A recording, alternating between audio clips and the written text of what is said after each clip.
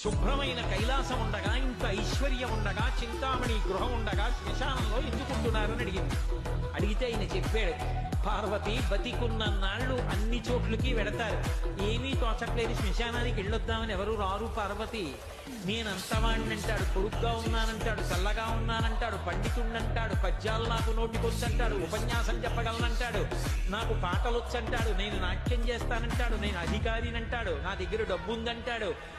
నేను పాట పాడగలనంటాడు. ఇన్ని ఉన్నాయనుకున్న వాడిలోంచి ఊపిరి బయటికి వెళ్ళిపోయిన తరువాత వాడిని తీసుకెళ్లి 4 కొత్త కర్రల మీద పడుకోబెట్టి చాప చుట్టి తాడు కట్టి పైన నూలుబట్ట కప్పి తీసుకొచ్చి అన్నీ తీసేసి కర్రల మీద పడుకోబెట్టి కాల్చేస్తుంటే జీవుడు లేచి నిలబడి పుర్రె పగిలిపోయిన తరువాత కన్న కొడుకు కూడా స్నానం చేసి వెళ్ళిపోతుంటే చీకటి పడిపోయాక, అయ్య బాబోయ్ చుట్టూ ఉగ్రభూతాలు, నా వాళ్ళన్న వాళ్ళు లేరు, వీళ్ళని నమ్ముకున్నాను, ఒక్కడు లేడని